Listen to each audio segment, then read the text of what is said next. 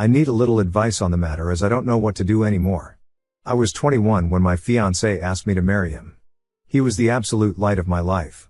We had known each other since preschool, our families are very close. He would come and have dinner with us on a daily basis and vice versa. He doesn't have any siblings, but I have 2 older sisters. Which is very important as he was also very close with them. We grew up together.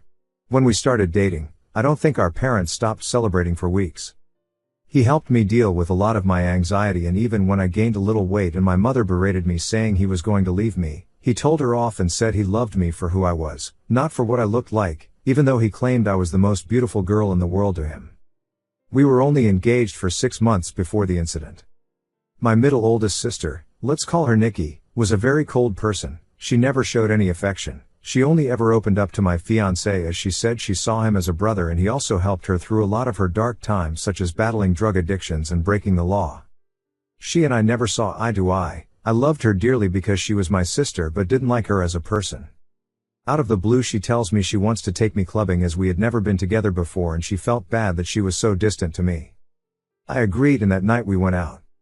Clubbing wasn't really my style, but once I had a few drinks, I loosened up a little and began having fun. The night was going smoothly until Nikki spotted a guy across the room whom she claimed she wanted to climb like a tree. She walked over to him, and within a few minutes she was back and she had a sour expression on her face. I asked her what was up, but she never said anything. I kept pressing because I didn't want our night to be ruined. She then told me the guy didn't want her number but he wanted mine instead. I told her he was a loser and there were plenty of guys around who would kill to be with a girl like her. She didn't budge though. She told me she needed to use the restroom and then we would leave.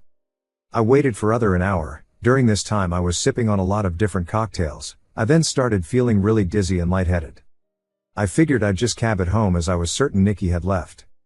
On the way out though, I bumped into a friend of Nikki's whom she had briefly dated. He asked me if I needed a hand to my car and I explained I was getting a cab. He said he was getting ready to leave and we could share one. I told him okay and we walked out of the club together and into the first cab we saw. I tried to find my phone in my purse but I felt myself getting dizzier and dizzier. I don't remember what happened next as I blacked out, and the next morning I woke up on a hard sofa, my head pounding. When I came to, I realized I was in Nikki's friend's house and my phone was sitting on the glass table in front of me, but it was flat. When he noticed I was awake he offered some tablets and water and explained that I had passed out in the cab and he didn't remember my parents' address, so he just picked me up and took me back here where he laid me on the sofa. I told him I needed to go home as my fiancé would be worried. He called a cab and I left. When I arrived at my parents' house, my mother, father, Nikki, my fiancé and his parents were all standing in the living room. I thought they were worried about me, but the instant I opened my mouth my fiancé asked how could I do this to him? I tried to explain that my phone went flat, but he then went on screaming about how could I cheat on him. I was baffled. Why would he think that? I tried to explain the night's events but I kept getting cut off. Nikki then chimed in and said I was a lying ass and how could I be so heartless to a man who has been there for me through thick and thin. She went on to say I kept flirting with random guys all night, and then when she went to the bathroom, she saw me leave with her friend. I told her what had happened and she showed me photos on her phone where as we were leaving, his hand was on my back ushering me outside. Yes, the photo did look horrible and I was so drunk I didn't even realize his hand was on my back at all. My fiancé was so angry, he kept shouting and his mom and mine were both crying. I then asked Nikki to call her friend and he would confirm nothing happened, but when she called him, he told a completely different story. He said I begged him to take me back to his, and when he did, we slept together multiple times. I saw red and started crying and yelling at Nikki because I knew she had organized this whole thing to make me look bad. I begged my fiancé to believe me, but he just shook his head and left. When everyone had cleared out, my mother slapped me across the face and told me to get out. I left and went to a friend's house where I stayed for a few nights. During those nights I called my fiancé crying and pleading with him to believe me that nothing happened, but it all fell on deaf ears as he never returned any of my calls or texts. My mom texted me and told me she was kicking me out and that she couldn't believe I would do such a thing, and a lot of hurtful other slurs I don't think I could repeat here. She didn't even give me time to get my things as she threw everything out. I was now homeless. None of my family would take me in, as they chose my fiancé and mother's side. I was homeless and single in less than a day and a half. My entire world had been taken away because of Nikki's lies. Now for weeks I tried everything to get my fiancé back and my family. The limit for me though was when Christmas time had come and I went over to my mother's house to try and reconcile. I was sleeping from couch to couch during this time. When I got to my parents' house, I knocked on the door but no one answered. My friend then called me and told me she just saw on Facebook that my family were in another state celebrating Christmas and they had posted pictures online. Everyone was there, my sisters, parents, grandparents and even my fiancé and his family. When I myself saw the photos, I couldn't stop crying as they all looked so happy. I cried for days and days before deciding to block them all. I even returned my engagement ring. My friend knew someone a couple hours away who was looking for some help in his restaurant and he even had living arrangements above where he worked so I could get rent at a cheap price and work at the same time. I wanted to start over with my life as it hurt me that no one took my side and they all left me to fend for myself. I was able to move pretty quickly and was doing well. The apartment was tiny and I had to work 10+ hours almost every day, but I was able to save a lot of money. I'm not living in the apartment anymore. I was able to rent a much nicer condo but I am still working at the restaurant as assistant manager. Now it has been roughly 2 years since I left and have not spoken to any of my family. I have no idea what is going with them until I got a knock on my door. It was my ex-fiancé. I was shocked to say the least. All these feelings came rushing back and all I wanted to do was jump into his arms.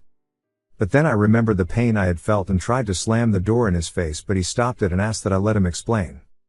He said that Nikki had gotten married and she had confessed that she lied about the situation because she had found someone she loved so much and realized what a horrible thing she had done.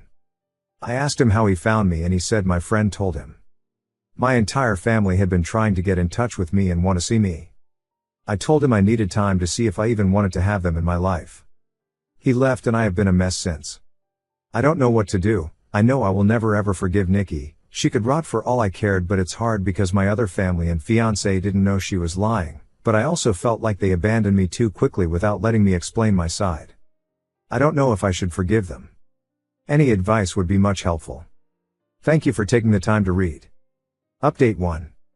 Wow guys, I don't even know where to begin. I am honestly so grateful for all the support, advice, beautiful messages and awards you guys have gifted. I wish I could personally thank each and every one of you, and I did try my best to reply to every message. You guys are honestly so amazing and I cried reading all the comments. My heart has never been so touched with the amount of love and support I got on this post and I am so sorry if it took too long to post an update. I was honestly in so much shock I didn't know how to cope with it. So I never got back to my ex. I didn't know what to do, but eventually he must have given my phone number to my parents as they texted asking to meet up. I never replied and was planning on organizing a Zoom meeting but didn't need to as they also showed up at my door. Well, my father did. When I answered the door and saw him standing there, I ended up throwing up which he insisted on cleaning. When he was done, we sat down and I just bursted in tears. My emotions were all over the place and my father has worn the same cologne for a really long time, so when I smelt it, it just brought back all these memories. He tried to hug me but I pushed him away and asked what he was doing here. He went on to explain he and my mother are getting a divorce. He said he begged my mother to get in touch with me the minute I left, but she refused and said I was acting like a baby and if I wanted to leave them after doing something so horrible, then I could do things on my own from then on. I asked him how long did it take them to notice I was gone. He said they arrived back home after New Year's Eve and were planning on inviting me over so we could talk. That's when they got in touch with my friend and she told them I left and she didn't know where I was. I asked him why didn't he listen to my side of the story and why did they throw me away so easily. He just started crying. He said he never meant for things to get so out of hand and he wishes more than anything he could take it all back.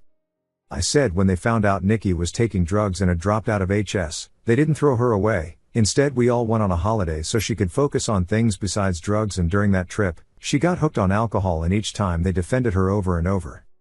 He said he had no idea my mother was going to kick me out, he thought it was going to be for a few days but then they decided last minute to spend Christmas out of state. My mother apparently promised him I would be allowed back home after they got back. I said she threw away all my stuff but he said everything was still there and she lied about that. I asked him what has happened to Nikki and he said she is dead to him. He wants nothing to do with her but my mother has been crying to him, asking to forgive Nikki as she is not well and they had already lost one daughter, they cannot lose two. He blocked my mother and Nikki and has been on my ex's case about finding me. My ex caved in when my dad said he blocked my mother and Nikki and told him where I lived. I asked that he never show up again unless I give him permission and he agreed. He asked what would happen now and I said I really don't know and that he hurt me really bad. I then just went into detail about how much he hurt me and what it felt like seeing them so happy without me and how hard it has been. We were both crying by the end of it, but I was really glad I got it all out. It felt like a huge weight had been lifted off my shoulders. My dad then said he knew a few places around the area and would help get me a better apartment, and he said he would help get a better job, but I told him I wouldn't be leaving this job as my boss helped me out so much and I wanted to repay him at all costs. I said I didn't want him to do anything for me, but I said I do want to reconcile, but it has to be on my own terms and it is going to take a very, very long time to trust him again, and I may never trust him again. He said he would do anything to make up for what he did. I asked him why Nikki did this and if she said anything about it. Well, she said she thought my ex deserved better than me and she wanted to see him happy because he was making too many sacrifices in the relationship. She loved him like a brother and wanted to break the engagement off. So that night she asked her friend to come and escort me out of the club so she could get photos and to take me home so her plan could work. She said nothing sexual happened. I went to sleep on the sofa and that was it. He was up playing video games all night until I woke up, which he has proof of apparently. My dad was planning on getting my stuff from my mother's house and bringing it to me, but I told him I didn't want those things anymore. I then went to ask about Nikki's husband and he said my mother has been hush-hush with the entire situation, but he had his number and wrote it down for me. After my dad left, I decided to call Nikki's husband. I was sweating the entire time and felt so sick. What if I could hear her in the background?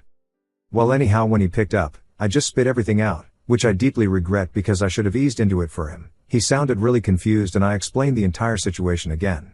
I even went into detail about her drug and alcohol problems. I was honestly expecting him to curse me out and defend Nikki. Instead, he let out a long sigh and well, turns out, he had a feeling she wasn't exactly innocent. Turns out her and his sister have been having problems and she has been spouting non-stop lies about his sister and has caused a huge rift between them. His sister didn't even attend their wedding. I told him I was sorry, but he should make things right with his sister because Nikki was the problem, not her. We spoke a little more and he hung up. I'm not entirely sure what he is going to do with that information. I hope he cuts his loses and leaves her because he sounded like a really nice person and even he has lost his own sister because of Nikki. So I have decided to reconcile with my dad. My mother has always run the show their entire marriage, so the fact he is putting his foot down and divorcing her and going NC with Nikki shows he is serious about wanting to make amends. I don't think I will ever reconcile with my mother, as she thinks Nikki is a victim also in all this, and at this point I don't care to listen to her excuses. If she reaches out and we talk, I will update the post again. For my ex, I haven't had the time to meet with him and talk, though my dad mentioned he wanted to come with my dad, but he told him I would be too overwhelmed if both were there and seeing them separated will help make clear decisions. He also mentioned my ex was arrested for assaulting Nikki's friend who lied about the entire situation. He was being charged but the charges were dropped a few days later. I will update the post again, when I have time to speak to my ex. Thank you guys for your being so patient and so caring and just amazing. It's been over a year. Op did not come back to her account, nor create any updates.